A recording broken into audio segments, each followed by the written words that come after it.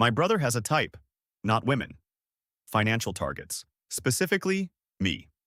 Last Valentine's Day, he borrowed my Audi. Just for dinner, he said.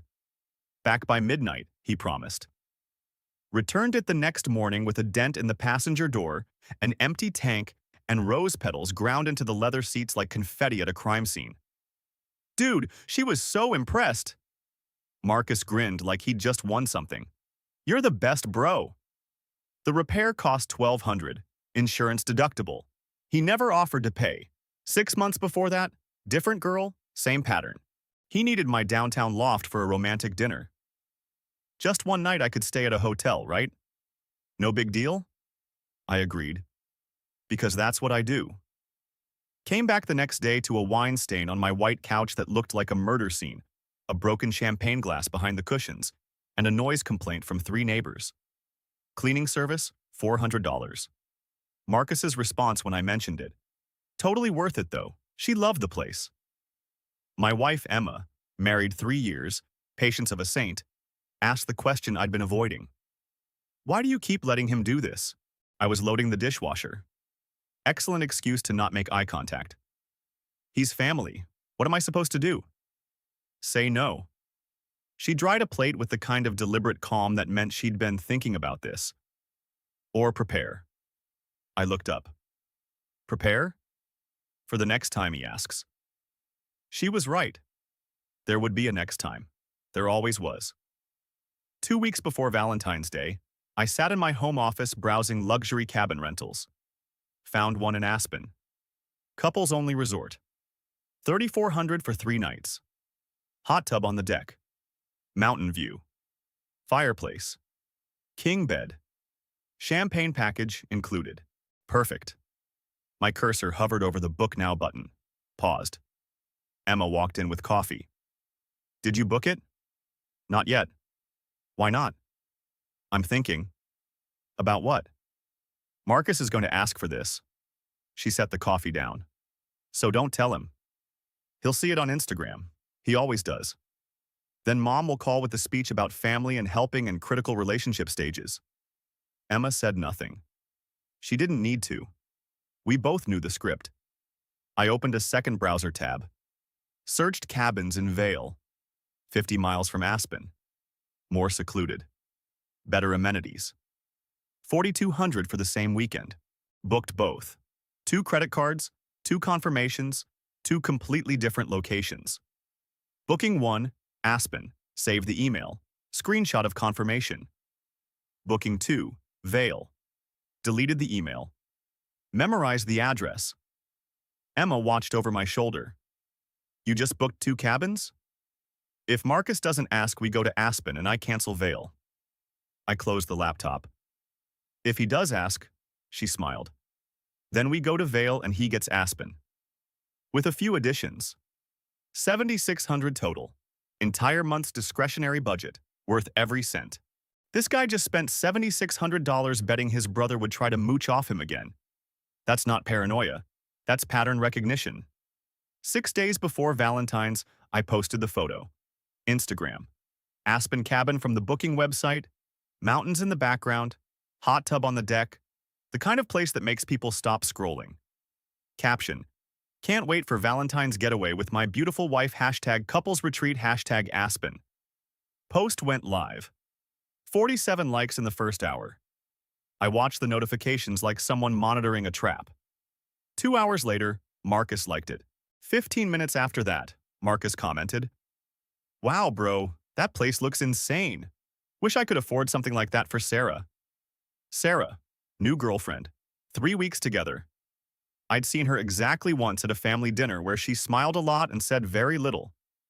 I showed Emma the comment. She didn't even look surprised. Here we go. Yep. Next morning, Mom called. I let it ring. Watched my phone vibrate across the desk. Voicemail notification appeared. Listened to it on speaker. Emma sat across from me, coffee in hand. Mom's voice. Honey, we need to talk about Valentine's weekend. Call me back. The tone. That specific, I'm about to ask you to do something you won't want to do tone. I didn't call back. 2 hours later, Family group video call request. Participants, Mom, Dad, Marcus, and me. I joined from my home office. Emma stood behind my laptop out of frame, watching. The call connected. Mom's serious conversation face filled one square. Dad's "we need to discuss family matters" posture in another. Marcus in the third, looking hopeful in a way that made my jaw tighten. Mom didn't waste time. "We saw your Instagram post about the cabin." "Yeah, Emma and I are excited." Dad leaned closer to his camera. "That's a pretty big place. How many bedrooms?" I knew exactly where this was going. 4, sleeps up to 12. Marcus perked up like someone had just told him he won a prize. Mom's smile got wider.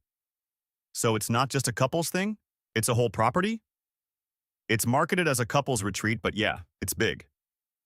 Dad cleared his throat. Professional negotiator mode. "Your brother is in a new relationship. He's trying to make a good impression on Sarah." I said nothing. Mom jumped in. "You should share the cabin with them. You're already married. Marcus needs this more than you do." "You want me to give him my cabin?" "Not give. Share." Dad's voice firm.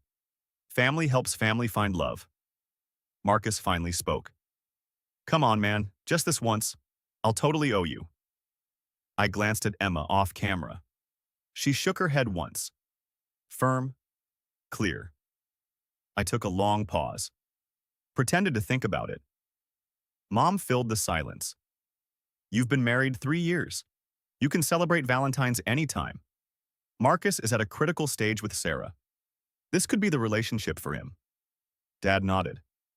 "Don't you want your brother to be happy?" The trap was set. All I had to do was spring it. "You know what?" I leaned back. "You're absolutely right."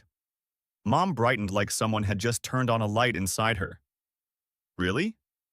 Family should help family, and love is important. I'll make arrangements." Marcus punched the air. Actually punched it. "Yes. Thank you, bro. This is going to be perfect." Dad smiled. "See? That's the family spirit." "I'll text you the details, Marcus." I kept my face neutral. "It'll be a Valentine's weekend to remember." The call ended. Emma started laughing before the screen went black. "You're evil. I'm helpful." I closed the laptop. They said family helps family.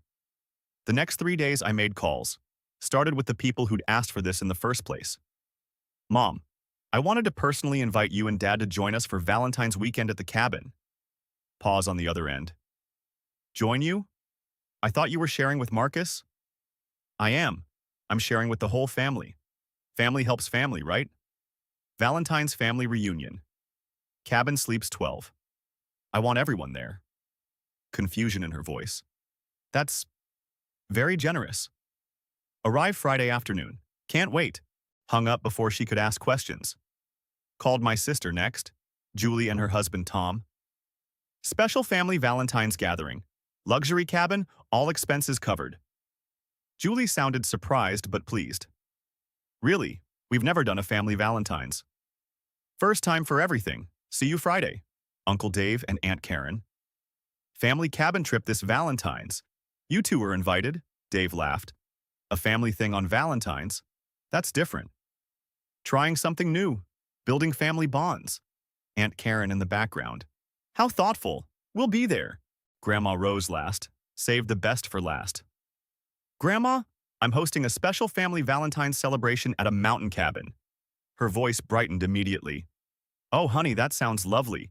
I haven't seen everyone in months. It'll be perfect. I'll arrange your transport." Day 2, I called the cabin owner. "I have your reservation. Everything's set for your romantic getaway." Small change. It's actually a family reunion. 12 guests total. Beat of silence. "Oh, that's quite different. I'll prepare all 4 bedrooms then." "Perfect. Can you update the reservation paperwork?" "Of course. Family reunion, 12 guests. Anything else?" "Nope, that's it." Hung up, opened my email. There it was. Updated confirmation. Family reunion event. 12 guests. Printed it, filed it, evidence. Day 3, Marcus texted, "Dude, what time should Sarah and I get there Friday?" I smiled at my phone. Anytime after 2 p.m. works. So excited for you. This is going to be perfect. Sarah's going to love it. She definitely won't forget it. I showed Emma the text thread. She was making dinner. Looked over her shoulder at my phone. He still doesn't suspect anything? He thinks he's using me. I set the phone down. He has no idea I'm using him. Friday morning, Emma and I packed for Vale. Not Aspen. Vale. 50 miles away. Better cabin, better view, no family. Just us. Marcus was about to have the Valentine's weekend of his life. Just not the one he was expecting. Marcus's Honda Civic pulled into the Aspen cabin driveway around mid-afternoon on Valentine's Day. I wasn't there to see it. But I know exactly what happened because 12 people told me later, in detail, with commentary. Sarah got out first, Marcus's girlfriend of 3 weeks mid-20s, wearing what looked like a carefully planned Valentine's outfit. She looked at the cabin and her face lit up. "Oh my God, Marcus, this is beautiful." Marcus, my brother, professional mooch, amateur romantic, climbed out of the driver's seat with the confidence of someone who thinks they've just pulled off a heist. "Told you my brother hooked us up. He's cool like that." They walked to the front door. Overnight bags, matching excitement. Marcus punched in the key code I'd texted him. Door opened. Interior, exactly as advertised, mountain view through floor-to-ceiling windows. Fireplace prepped and ready, champagne chilling in an ice bucket. Romantic playlist on a timer. Started playing the second they walked in. Rose petals on the bed. Cabin owner's romantic package touch. Sarah spun around like she was in a movie. "This is perfect. Just us? Whole place to ourselves." Marcus set down his bag. 3 days of just you and me." She kissed him. He probably thought he'd won. Borrowed his brother's expensive cabin, impressed the new girlfriend, pulled off another successful exploitation of family goodwill. They started unpacking in the master bedroom. 15 minutes later, a car pulled up outside. Marcus barely noticed. Probably neighbors. The doorbell rang. Marcus walked to the door. Curious but not concerned. Opened it. Mom and Dad stood there, luggage in hand, smiles on faces. Marcus's face went the color of printer paper. Mom walked right past him. "Oh good, you're already here. Where should we put our bags?" I got Marcus's first text around that time. Emma and I were in Vale, 50 miles away. Already settled into our cabin, better view. Bigger hot tub, no family. My phone buzzed. "Marcus, what are you doing here?" I showed Emma. She was unpacking our stuff in the bedroom. "That's not even for you," she said. "I know, but I'll screenshot it anyway." 15 minutes later, another car. Julie, my sister, and her husband Tom pulled up to the Aspen cabin with a cooler full of steaks. Julie texted me a photo. The whole family in the living room, Mom arranging flowers, Dad checking out the grill on the deck, Sarah in the corner looking like someone had just told her Santa wasn't real. Caption: "Family Valentine's. This was such a sweet idea." I sent back a heart emoji. 15 minutes after that, Uncle Dave and Aunt Karen. Dave texted, "Traffic was murder, but we made it. Thanks for inviting us." 4 o'clock. Grandma Rose arrived. Someone's friend drove her.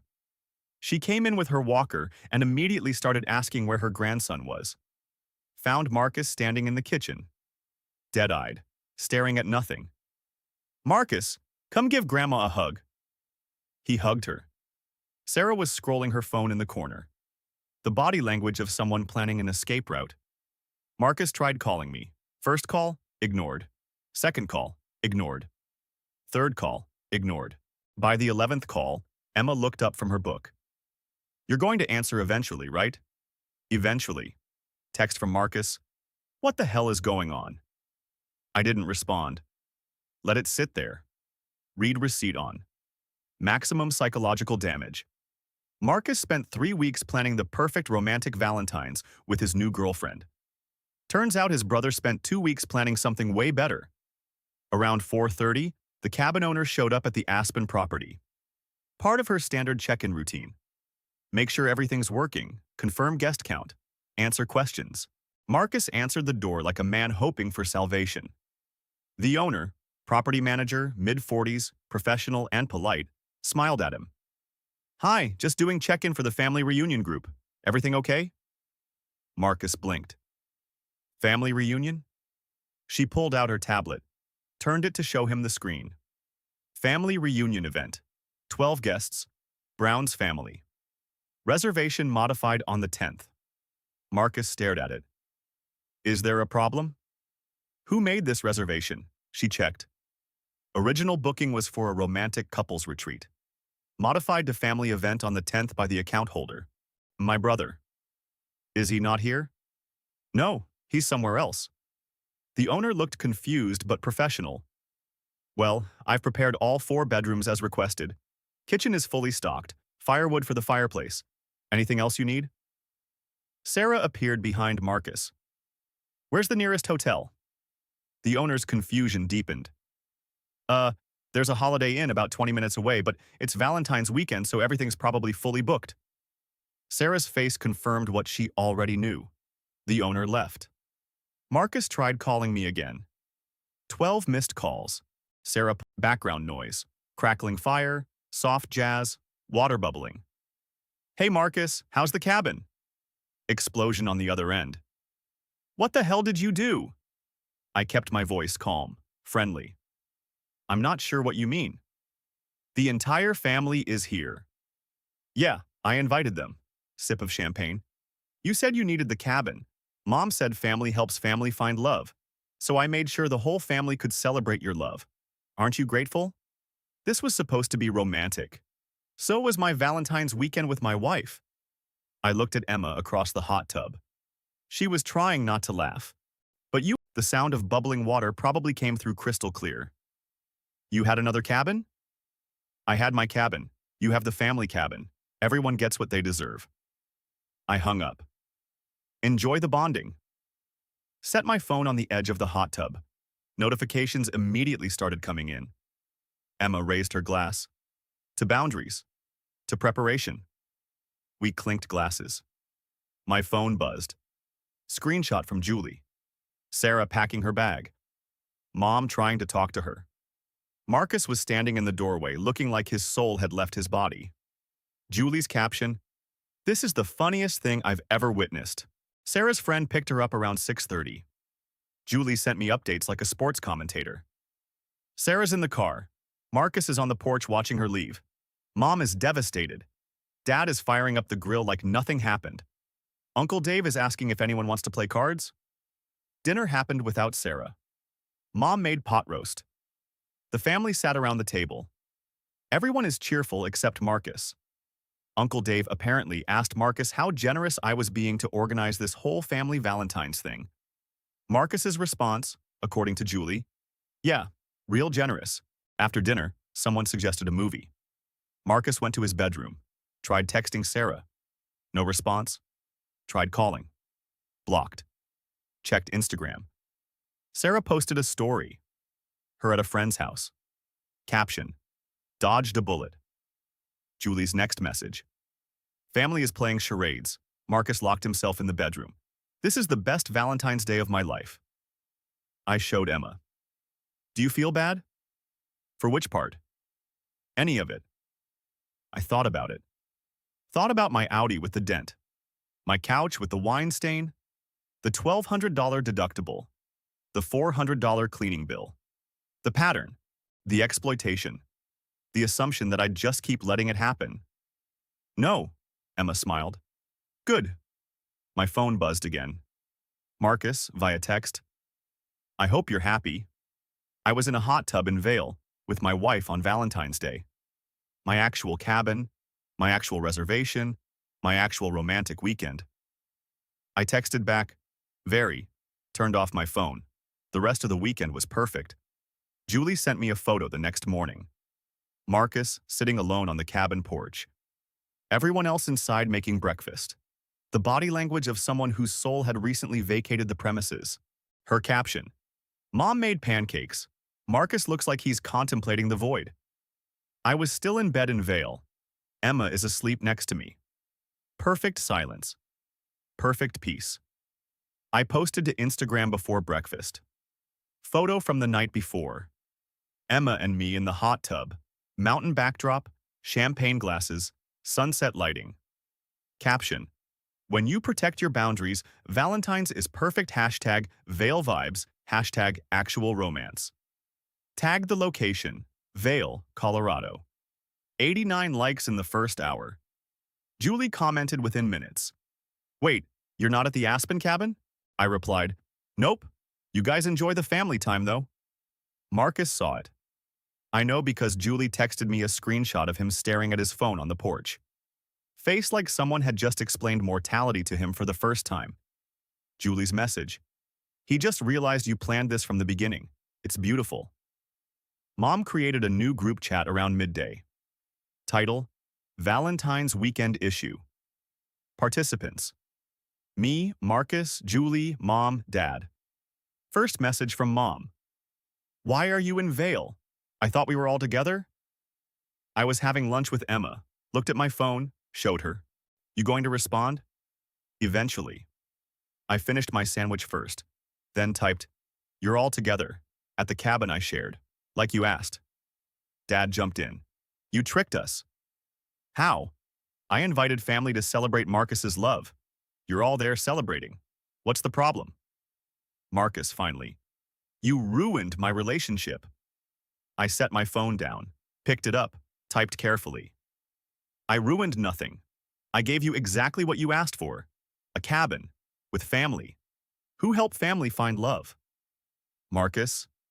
Sarah left because the entire family showed up. Sarah left because you couldn't handle family closeness. Not my fault she wasn't the right match. Julie sent a laughing emoji followed by, wait, Marcus didn't know we were coming? Marcus. No, he told me I could use the cabin for romantic weekend. I said you could use the cabin. You did. I never said it would be private. You assumed. Mom. This isn't what we meant when we said share. You said family helps family. I helped all the family. Everyone got quality time together. Win-win. Dad. You twisted our words. I followed them literally. Next time, don't demand my reservations. Marcus. You're an asshole. I looked at Emma. Should I? Absolutely. Typed. I'm helpful. You wanted my cabin. You got it. With 12 people who love you. Left the group chat. Turned off notifications. Julie texted me privately. Dude, you tried to steal his Valentine's cabin. You got what you deserved. Marcus's response to her, which she screenshot and sent me. Whose side are you on? Julie. Reality's side. I sent her a beer emoji. The brother wanted to impress his girlfriend by mooching his brother's expensive cabin. Instead, he got cock-blocked by 12 family members including his grandmother. That's not just karma. That's art. Sunday morning, everyone packed up to leave. Julie kept sending updates like a war correspondent. Mom is trying to talk to Marcus. He's loading bags like a robot. Dad just said you went too far. Marcus told him you did exactly what they taught you. Dad has no response. It's glorious. The cabin owner showed up for final checkout. Julie filmed this part. Sent it to me as a video. The owner walked through with Marcus. Checked for damage. Made notes. Everything looks good. Hope the family reunion was nice. Marcus, dead-voiced. It was memorable. He stayed there for 10 minutes. Julie watched through the window. Then he got in his car. Drove away alone. The week after Valentine's, Marcus tried everything. Called Sarah's friends. Tried to explain through them. One friend texted me. We weren't close, but we'd met at a few parties. Your brother is calling everyone asking us to talk to Sarah. What happened? I sent her the basics. Family reunion instead of romantic getaway. Borrowed cabin situation. 3-week relationship ending on Valentine's Day. Her response, oh my God, that's hilarious. And also he definitely deserved it. Marcus, the family group chat he was still in, the one I'd left, became a battlefield. Mom is defending Marcus. Julie is defending me. Julie screenshot the conversation and sent it to me. Mom. Family should help without keeping score. Julie. Family should stop taking without asking properly. Marcus apparently muted the chat after that. His relationship with Sarah lasted exactly 24 days. 3 weeks of dating plus 3 days of Valentine's disaster. 1 month later, Mom insisted on a family healing dinner. Emma and I showed up. First time seeing Marcus since Valentine's. He was already there, sitting at the table, looked thinner, older, the kind of tired that sleep doesn't fix. Mom tried to start with grace. Can we move past this? It's been a month. I was cutting my steak. Didn't look up. Move past what? Marcus's voice bitter. You destroyed my relationship. I gave you exactly what you asked for. A cabin, for Valentine's, with people who love you. You knew what I meant. I knew you wanted to use my expensive reservation without paying. Like you used my car, like you used my apartment. I took a bite. I simply made sure the cabin was used for family, like Mom suggested. Dad tried to jump in. You twisted our words. I followed them. Family helps family find love. Everyone there loved Marcus. Perfect match. Emma, quiet beside me. You asked him to give up his Valentine's. He made sure yours was just as sacrificed. Julie, across the table, barely hiding a smile. Equality. Marcus pushed his plate away. Sarah was the one. She could have been. She left after meeting your family once. I met his eyes. That's not the one. That's someone who couldn't handle reality. Mom's voice went up. We just wanted you to share. I shared. With 12 people, everyone got family time. No one's Valentine's was sacrificed because we all had family time together. I went back to my steak. Win-win. Marcus said nothing, just stared at his plate. Next time, book your own cabin. Or ask without Mom's guilt tactics. Respect boundaries. Dinner continued, tension thick enough to cut. We left early. Emma and I had another commitment. Fictional, but effective. In the car, Emma asked if I felt bad. For which part? Any of it. I thought about the $1,200 deductible, the $400 cleaning bill. The pattern of exploitation. The assumption I'd just keep taking it. No, she nodded. Good. Marcus learned an expensive lesson. Exploiting family generosity works until it doesn't. And when it doesn't, you end up spending Valentine's with your grandmother instead of your girlfriend. My phone buzzed. Julie. Mom's mad you left early. Dad says you made your point.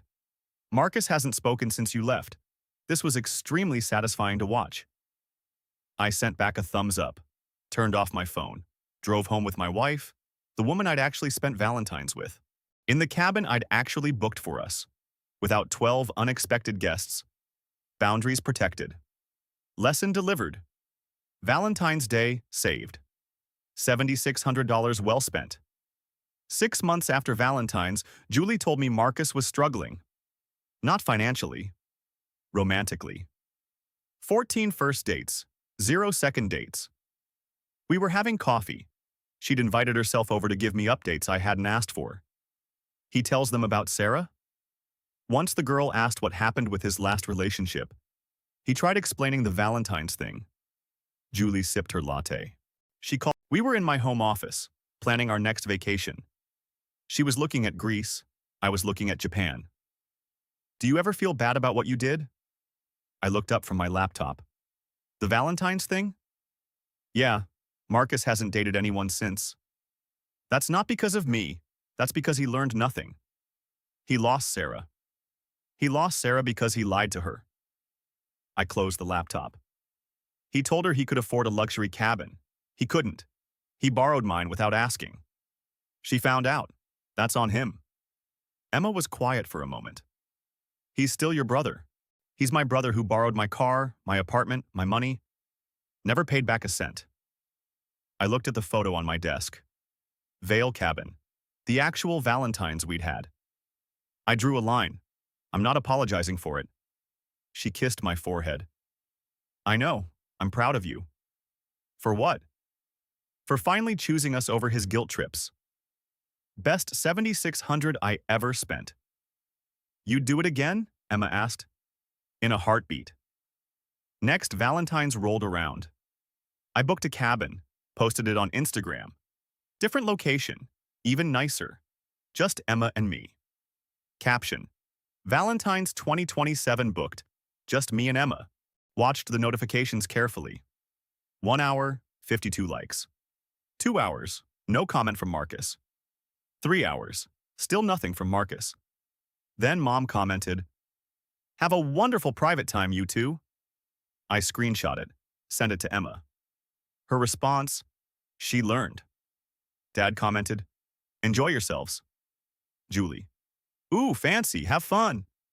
24 hours passed. Marcus never commented. I checked his Instagram. No Valentine's plans posted. No girlfriend mentioned. Nothing. Emma looked over my shoulder.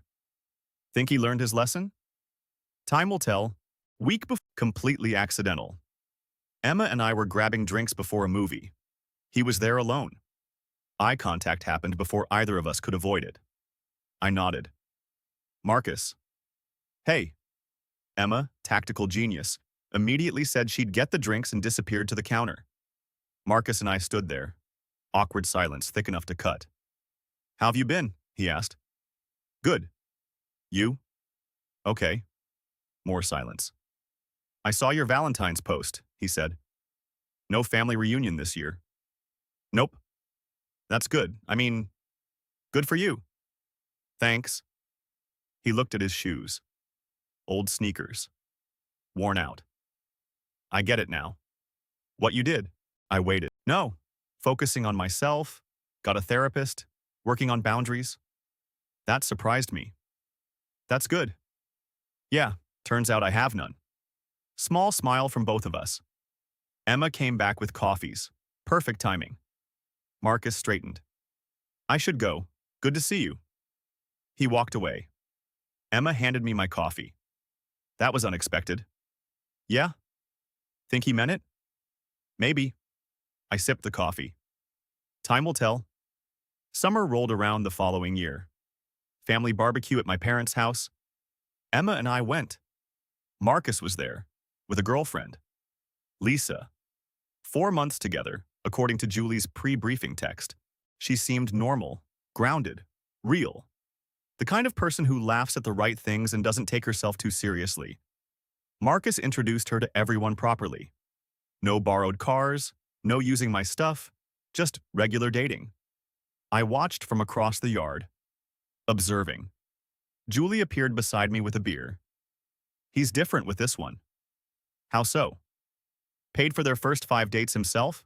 Didn't mention you once. Didn't ask to borrow anything. Progress. Later, Marcus walked over.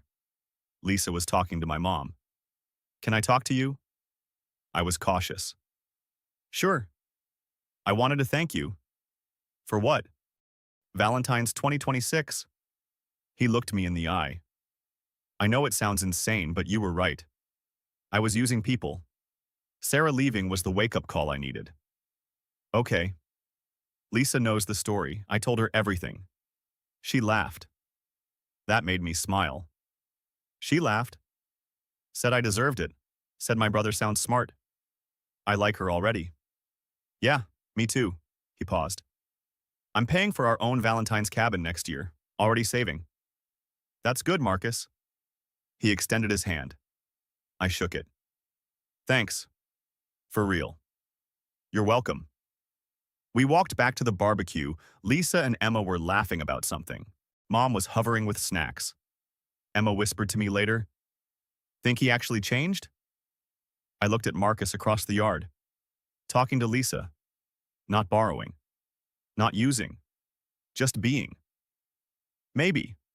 I pulled Emma close. But I'm still booking 2 cabins next Valentine's, just in case. She laughed. Here's what happened. The hero spent $7,600 to teach his brother a lesson about boundaries. He invited 12 family members to cock-block a romantic weekend. He ruined a 3-week relationship. And he protected his own Valentine's Day perfectly. Was it petty? Absolutely. Was it justified? After years of borrowed cars, trashed apartments, and guilt trip manipulation?